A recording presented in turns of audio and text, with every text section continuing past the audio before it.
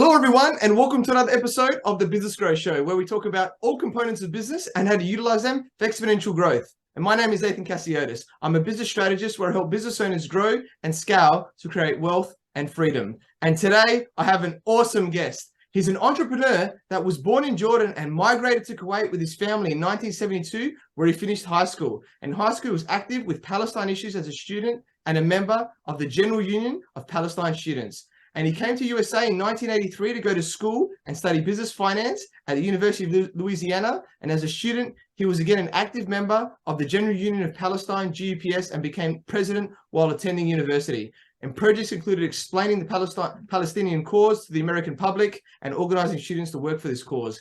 He moved to Connecticut in 1987 and started his own business in Hartford, and is a strong advocate of the Palestine people, employs Palestinian workers, helps them to settle in Connecticut and to open businesses of their own. And he motivates fellow Palestinians to become active in the community and has worked with Palestinian American Congress, human rights activists, nonprofit Sam's Children, Tree of Life, and the United Holy Land Fund. Welcome, Khaled Alqaddumi, and thank you for being on my show.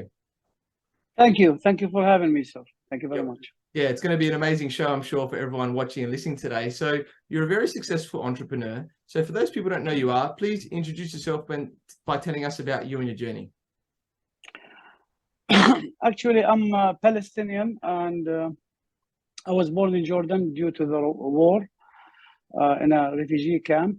Like my friend mentioned, migrated to Kuwait, then came to the United States. Behind every Palestinian, there is a story of determination, a story of success. So I had made up my mind when I was a kid that I have to succeed. I have to succeed in life, in business, and in life itself. So I made sure that I come to the United States to finish my degree. I actually was one of the lucky ones because I was able to get a scholarship. And I graduated in 1987 with the same determination, moved to Connecticut, started my own business at a very early age. I did my first venture was buying ties. I remember I bought them for like 25 cents. They were used ties, and I ironed them, I washed them, and I went to the flea market. I was about 23 years old. I had no mentors in Connecticut. I didn't know anybody. And I was selling that for $1 at the flea market. It gave me a sense of achievement at that age that I graduated and I'm starting to have my own business. So I made up my mind. I did few businesses. Most of them were, thanks God, successful. Actually, all of them. I started my own parking company, parking cars, renting lots in downtown Hartford, Connecticut, and making them as parking lots and provide valet service. Then I moved into opening dollar stores.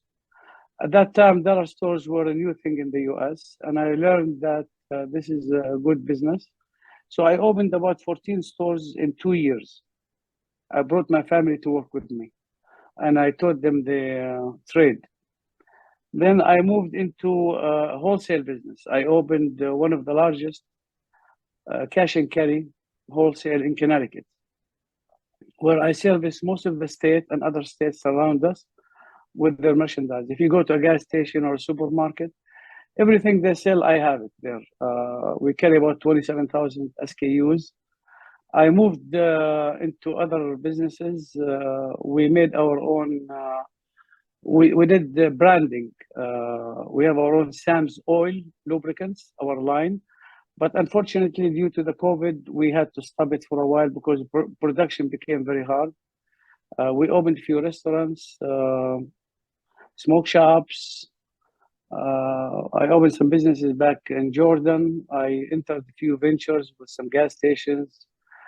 I diversified my business, and I brought all my family to work with me. My brothers, my sisters, my brothers-in-law, and my friends. And I was able to cover the whole state. Meanwhile, I use that to the benefit of my cause. Whatever we do in life, we have to have a purpose. And I keep telling my kids and my friends that we have to have a purpose in life. Money is good. When you plan right, it comes. Businesses will come. But you have to have a purpose. And our purpose is to serve our cause, the Palestinian cause. I come from a very well-known family in Palestine, Alqaddumi. My uncle is one of the founders of the the PLO, Palestine Liberation Organization. And all my family was involved in our cause in a non-violent way. It's a human rights issue. We're under occupation. And I keep reminding my kids and my family that we have to stand up with our people. The business success gave me the platform to move forward with this, to the point where I became a member of Palestine National Council. And I met with our president, the Palestinian president, so many times, and the prime minister. And I became actually one of the spokespeople for our leadership in the US, where I met with the senators, the Congress people. I even hosted fundraising for Hillary Clinton in 2016. We hosted fundraisings for senators and the governor of Connecticut. And I consider myself an average guy who wanted to do things for his family, his community, his country, his religion. Because we have to give, as a Muslim, I'm a Muslim, and I have to show the American people the good side of the Muslims. We're actually humble people. We like to help, and we like to work, and we like to produce. That's my purpose in life, and I hope I did something good so far. Yeah, nice, Khaled. I love that. Really powerful with what you've all achieved, and then linking it to your purpose. And I love that how you look at life. And I'd love to hear a little bit more about, because obviously coming from where you are, especially back then, and coming to the US, as a refugee type of thing, to come in and do that. What was it like in terms of how you had to be, how around other people, the mindset to sort of really help you in the studying element and really getting yourself on your feet at the start of your journey in the US? When I came in 1983, I felt strange. I came on an academic scholarship. I was lucky, and it was hard at the beginning to actually integrate with the community. I went to University of Louisiana. People in the South are a little bit tough and racist, and I felt it day one in college. But I had my mind set on finishing college. It was college, home, studying. I didn't want to waste any time. I actually finished my 4-year college degree in 3.5 semesters, in 3.5 years, including English, that I didn't have to study English. I passed the test from day one. The life, it wasn't easy. I felt the discrimination. But I have to overcome all of this, and I have to show the good side of us. And thanks God it worked. Yeah, I love that. I love that mindset of determination. This is my goal. I'm going to do it, and just overcoming the obstacles that came your way. That's awesome to do that. And you need to have a very strong mindset, which is really powerful. So I love that about you. Let's talk about some of these businesses, because you've mentioned you've got you've done a lot of businesses, all being successful, and you have multiple businesses now. I know, for example, let's talk about the smoke shops as an example. What made you choose these as a business, and then to help, and then become successful at them at the same time? I seized the opportunity. I'm a wholesaler of more than 27,000 items, including tobacco. So I see that I have the upper hand on the prices. I'm a wholesaler, and then when I open my own smoke shops, then I can pass on the price to my smoke shops that will make them competitive. So it's funny because a lot of people that I know, they will call me and say, Khaled, please, if you're gonna open a smoke shop, don't open next to me because you're gonna kill me with your prices. So I tell him, no, if you're a good customer of mine, if the wholesale, if we're good friends, I promise you we're not gonna open next to you. It gives me the edge to price with the prices that I can actually compete. And my son loves this business, so I gave him that segment to carry, to run the retail aspect of it. My older son, Ahmed, he likes the wholesale. So he works with me in the wholesale business, and my younger son is in the retail business, and they both integrated. They both work together in so many kinds. That's mainly the purpose for the reason for opening the smoke shops, and it's very profitable. Beautiful. I love that. Yeah, you're smart because you're getting the source of the product by wholesaling, right? You can control that element of it to an extent, and then easily pass it. It's very smart in the element there. And I guess the other business you were talking about, which is even smarter to an extent, is your own oil that you were mentioning before, right? Even though yes, with COVID, obviously challenges during that time, but actually literally creating the product yourself and then putting it out there. So what made you start that and then look at keeping that as your thing to put out there to people? Actually, I sell a lot of lubricants in my wholesale, and at one point I moved lots of it. And at one point I was asking myself, why don't I make it? Because we sell the name brands, the Shell, the Mobil, but people want the non-brand ones, the cheaper ones. So I have a friend of mine that owns a big factory in Chicago, and I reached out to him and I said, listen, I want to do branding. I want to brand the oil you sell and put my label on it and have that only for me, and I want to be able to sell it worldwide. So we made a deal where we called it Sam's One Lubricants. I like the word Sam's. Sam's is an American name. I don't want him to confuse it with Sam's Club, so I put Sam's One. And then we made about 47 grades. The 1030, the 1040, the 530, the diesel, the whole 9 yards. And I was able to send it to Jordan, Iraq, Ukraine, Dominican Republic, Egypt. We sent it to Lebanon. We were doing a lot of business, shipping it to the other countries where I will have agents sell my oil only. I'll give them the exclusive. I didn't own the factory, but I used the factory to brand my own lubricant. It was a very successful business, and I had the opportunity to visit all those countries. Actually, one funny thing is somebody from Ukraine called me about 6 years ago, and they wanted me to sell them my oil. And I said, I'm ready. I have no problem. So I flew to Ukraine, and they treated me as a president of a country. It was a very nice experience because I was a guest of the Ukrainian government.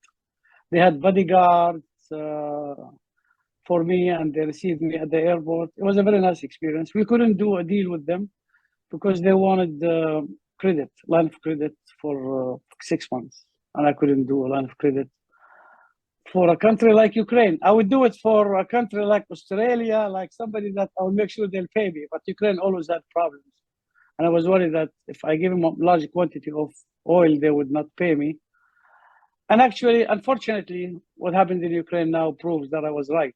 Had I been doing business with them, I would have been at a loss. So, yeah. But the COVID actually, the factory had to shut down, and I halted production of this line for now.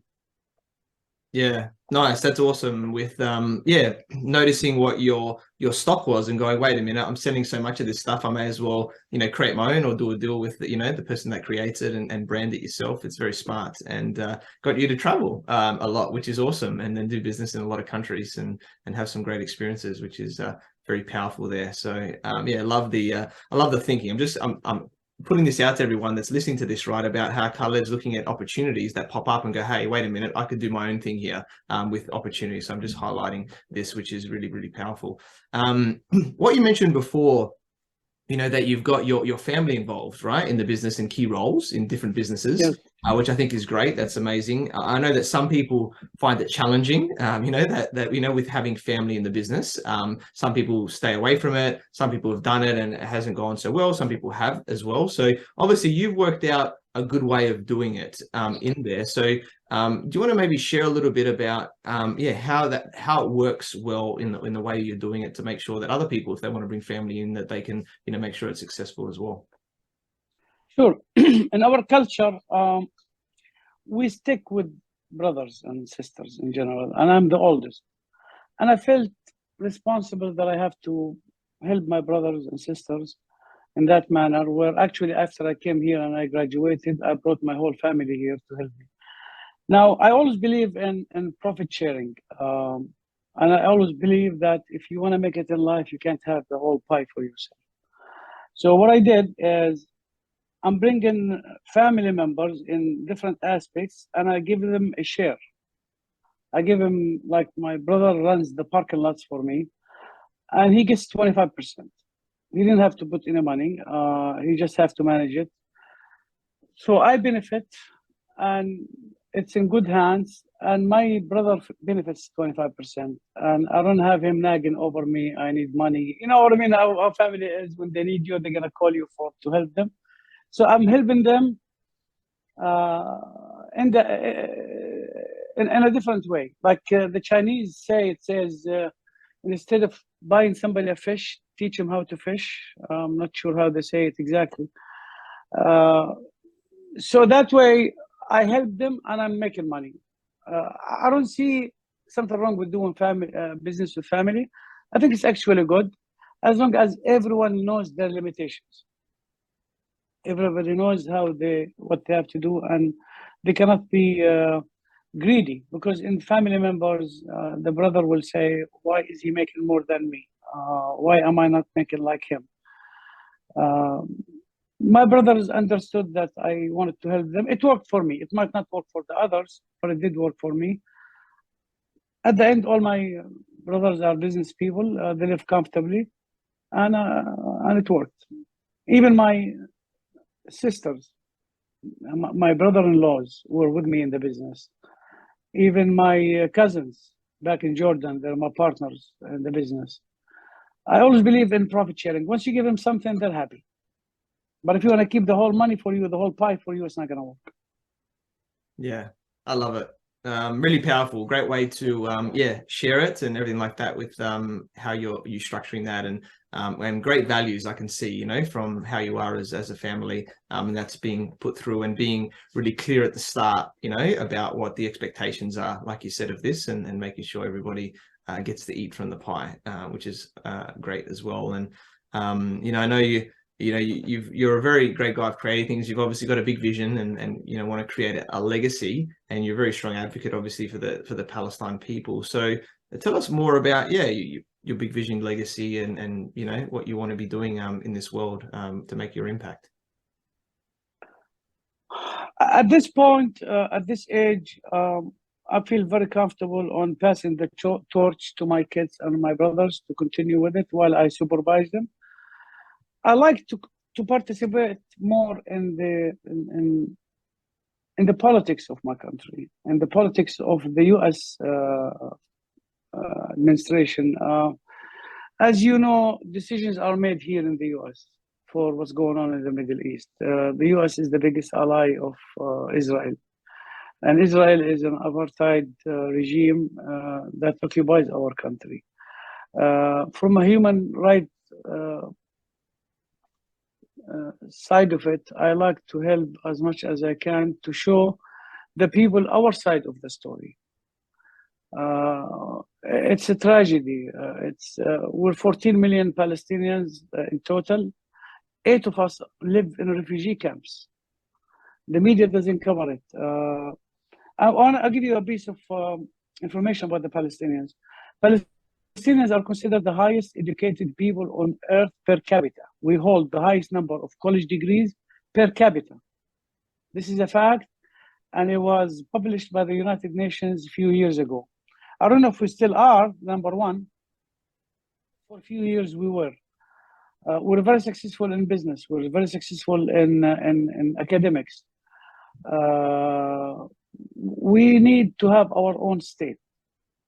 We deserve our own state, and we've been treated unjustly.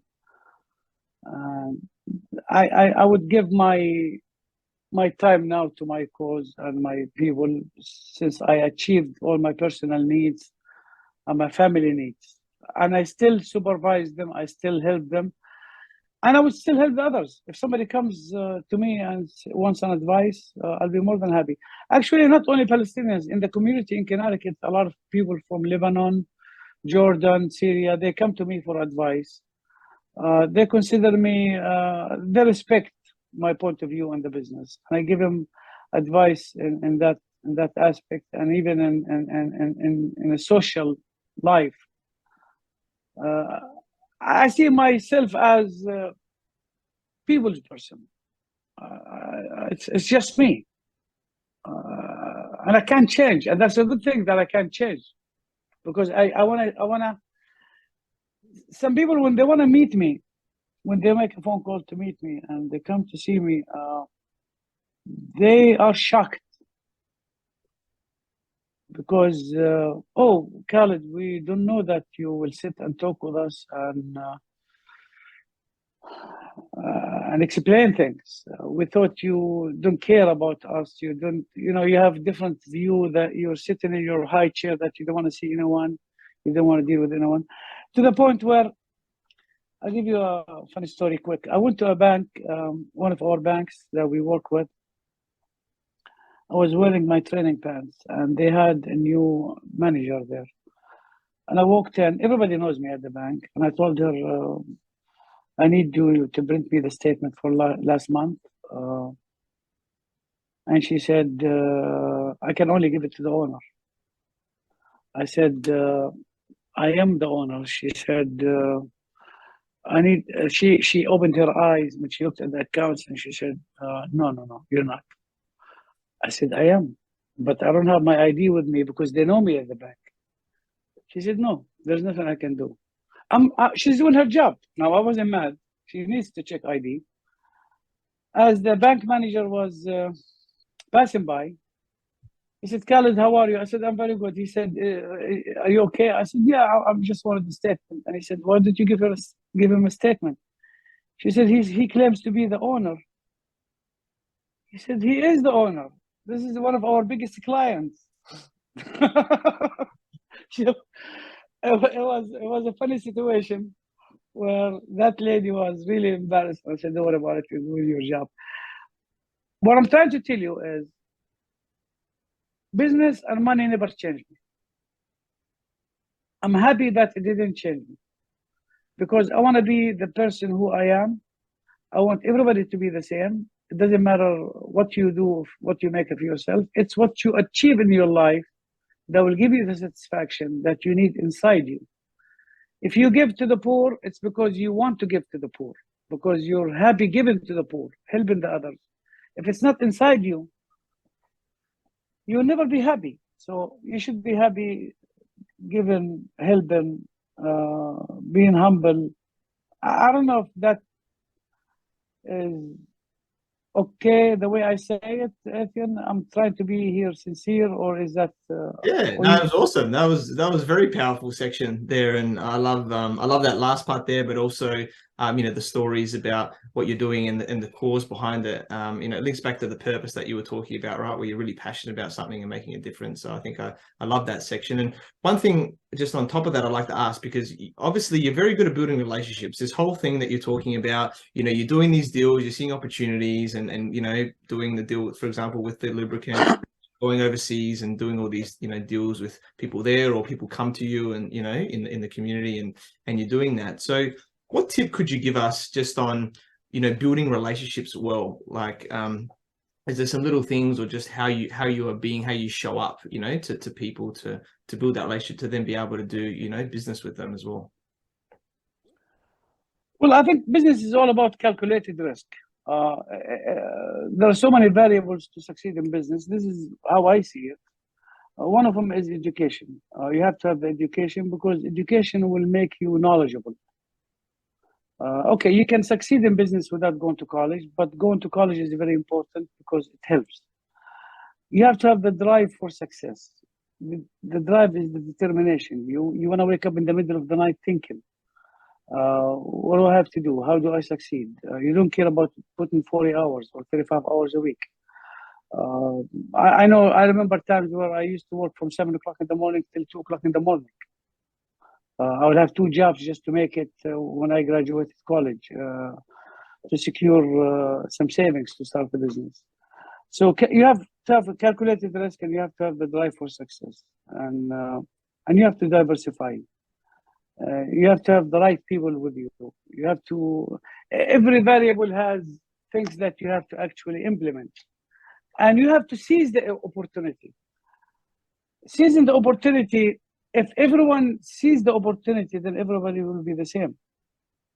So you have to seize an opportunity, see it that no one sees it. You have to see things that no one sees, or they'll see it after you. You'll be the first ones to see it.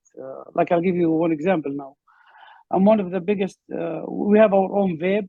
You know, it's a new device that people are vaping rather than smoking.